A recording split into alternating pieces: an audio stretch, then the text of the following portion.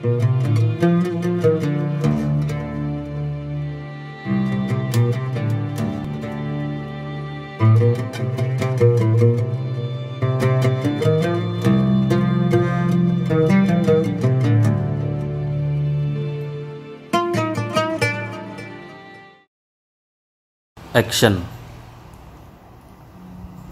Bismillahirrahmanirrahim. Assalamualaikum warahmatullahi wabarakatuh. Alhamdulillah, wassalatu wassalamu ala rasulillah wa ala alihi wa ashabihi wa man tabi'a hudahu ila yaumil qiyamah.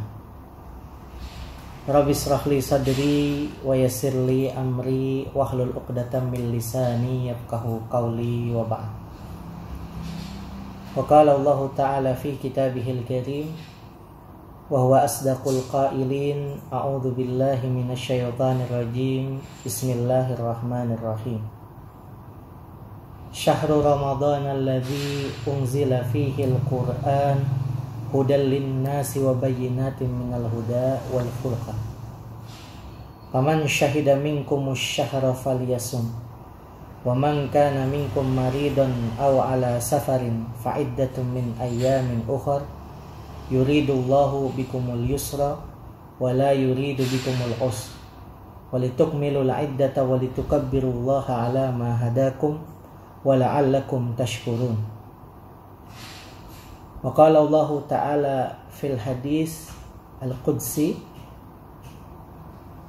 an Rasulillah sallallahu alaihi wasallam, ini qala ta'ala, kullu amal ibni adama lahu illa siyam fa innahu li wa ana ajzi bihi. Wa qala al-qaidah al-fiqhiyah, tasarruful imami ala ra'iyati manutun bil maslahah.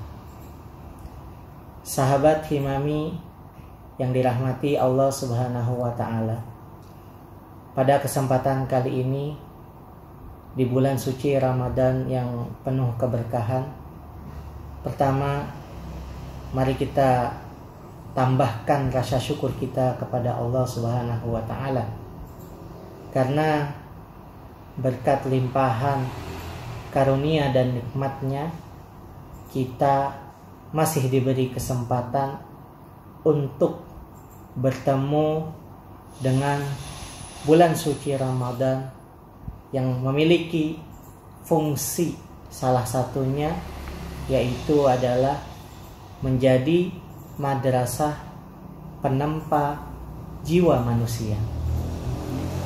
Sahabat Himami yang dirahmati Allah Subhanahu wa ta'ala, bulan suci Ramadan dengan keberadaan ibadah puasa di dalamnya tidak hanya memiliki keistimewaan dalam rangka mendidik seorang mukmin, menumbuhkan kesolehan individualnya, tapi bulan suci Ramadan juga bisa menempa jiwa seorang mukmin agar kelak dalam proses kehidupannya dia memiliki kepekaan sosial yang menjadi salah satu faktor terpenting yang harus dimiliki oleh seorang pemimpin.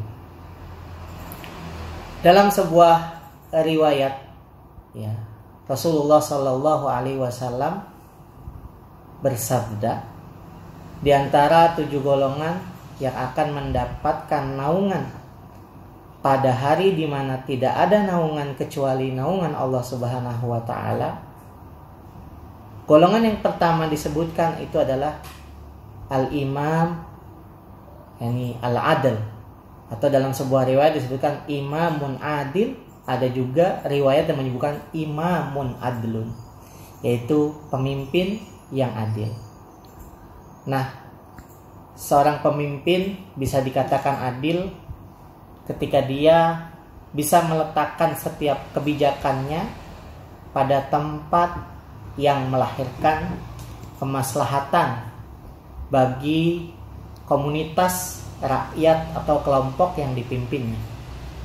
Oleh karena itu, para ahli fikih ketika berbicara mengenai bagaimana seharusnya seorang pemimpin itu bersikap, mereka melandaskan sikap seorang pemimpin tersebut dengan salah satu kaidah yang mengatakan tasarruful imami ala ra'iyati manutun bil maslahah. Artinya kebijakan atau sikap yang diambil seorang pemimpin terkait dengan nasib orang-orang yang berada dalam kepemimpinannya itu harus dilandaskan kepada kemaslahatan yang akan diraih. Nah, membentuk pemimpin yang paham akan kemaslahatan bagi orang yang dipimpinnya itu bukan perkara yang mudah, tentu melalui proses yang panjang. Makanya kalau kita lihat misalnya Al-Imam An-Nawawi itu pernah menyebutkan di antara syarat yang perlu dimiliki oleh seorang pemimpin itu adalah sa'atul ilmi atau pengetahuan yang luas. Dalam konteks ini tidak dibatasi pengetahuan yang terkait dengan kognitif belaka, akan tetapi juga ada hal yang lebih luas, artinya pengetahuan yang lebih luas dengan keadaan orang-orang yang dipimpinnya. Nah, bulan suci Ramadan dengan ibadah puasa di dalamnya itu sebagaimana disebutkan oleh Al-Imam Izzuddin bin Abdissalam dalam karya sederhananya itu Maqasidus Shaum yang kurang lebih itu terdapat 7 halaman, itu menyebutkan salah satu fungsi dari ibadah puasa ini terkait dengan fungsi sosial yang dimiliki oleh ibadah puasa itu sendiri. Disebutkan di situ adalah menanamkan keinginan seseorang untuk memperbanyak sedekah atau memperbanyak melakukan kebaikan kepada orang lain. Nah, kenapa bisa seperti itu?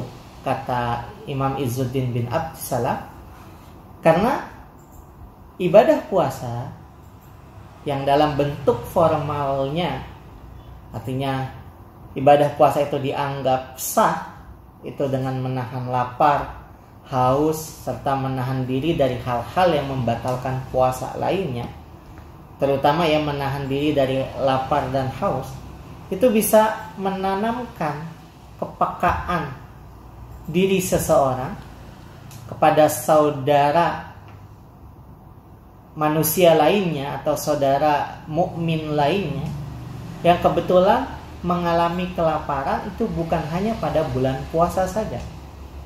Dikatakan oleh Imam Izzuddin bin Abdissalam, li'anna as-sha'im idza jaa'a tadzakkara ma indahu minal ju' fahathahu dzalika ala it'amil ja'i. Karena orang yang berpuasa ketika dia merasakan lapar, dia akan mengingat atau dia akan menyimpan memori rasa laparnya itu pada hari-hari lainnya, sehingga nanti setelah Ramadan lewat hal tersebut akan mendorong dirinya untuk tidak sulit atau tidak pelit memberikan makan kepada orang yang lainnya. Nah, untuk menganalogikan hal tersebut, membuktikan bahwasanya perasaan lapar bisa melahirkan simpati kepada orang yang lapar, itu Imam Izzuddin bin Abdissalam mengutip sebuah syair yang dikatakan oleh penyair Arab. Sebenarnya jenis syairnya itu adalah syair ghazal, jadi syair romansa. Nah, dikatakan fa innama yarhamul usyaqa man ashiqa. Nah, dalam syair itu dikatakan karena orang yang bisa mengasihani seseorang yang menderita karena cinta itu hanya mereka yang pernah mencintai. Artinya kesengsaraan yang dirasakan oleh orang yang mencinta itu hanya bisa dirasakan oleh orang yang pernah mencintai.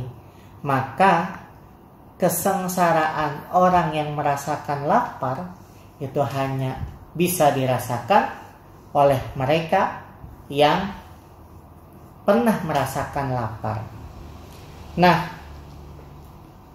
rasa simpati kepada mereka yang pernah merasakan lapar, rasa simpati kepada sekelompok orang yang kebetulan berada dalam komunitasnya dan sedang mengalami kesulitan, itu adalah satu dari sekian tipologi penting yang harus dimiliki oleh seorang pemimpin.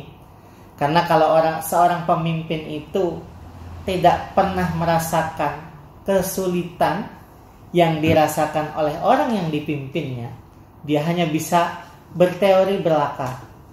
Ketika masuk dalam tatanan praktek, dia tidak bisa memberikan solusi yang tepat untuk permasalahan yang dirasakan oleh orang-orang yang dipimpinnya.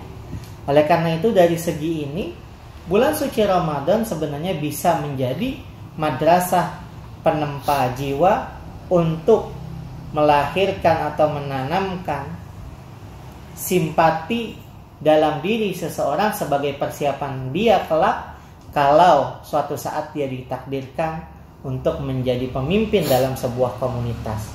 Yang menarik itu diriwayatkan juga ini tentang Nabi Sulaiman dan Yusuf alaihi wassalam. Nah, data ini sebenarnya saya dapatkan juga dari kutipannya Imam Izzuddin bin Abdissalam dalam kitabnya Maqasidus Shaum.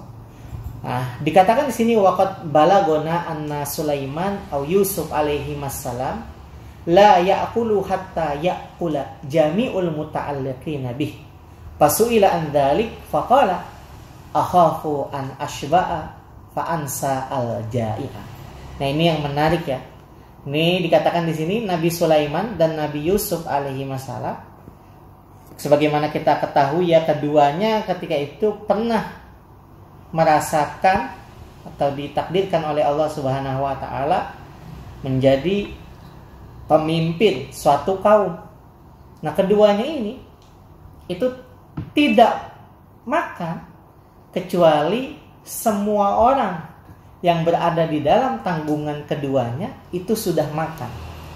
Nah, kemudian keduanya ditanya, "Kenapa melakukan hal tersebut?" Faqala, nah dikatakan dijawab oleh keduanya itu apa? Akhafu an ashba'a fa ansa al-ja'i'a. Nih, baik jawaban Nabi Sulaiman ataupun Nabi Yusuf katanya apa? Aku khawatir aku kenyang duluan sehingga aku lupa kepada orang-orang yang lapar yang ada dalam tanggunganku.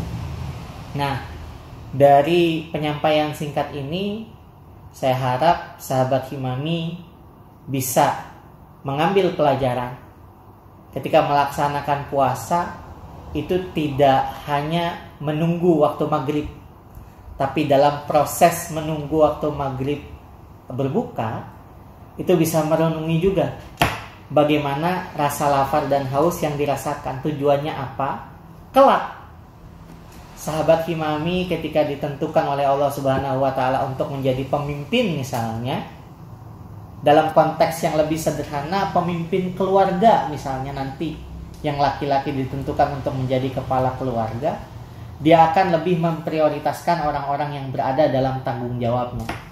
Seorang ayah tidak akan lebih dahulu makan sebelum anak dan istrinya makan. Itu dalam konteks sederhananya. Kalau nanti dalam menjadi pemimpin yang ruang lingkupnya lebih luas, harapannya apa? Misalnya menjadi wali kota ataupun gubernur, prioritasnya apa? Melihat kepada rakyat yang dipimpinnya terlebih dahulu. Apakah mereka sudah berkecukupan sandang dan pangannya sebelum memikirkan kepentingannya. Nah, mungkin ini saja yang bisa kami sampaikan.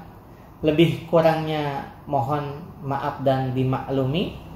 Wallahu a'lamu bishawab wa huwa waliyut taufiq.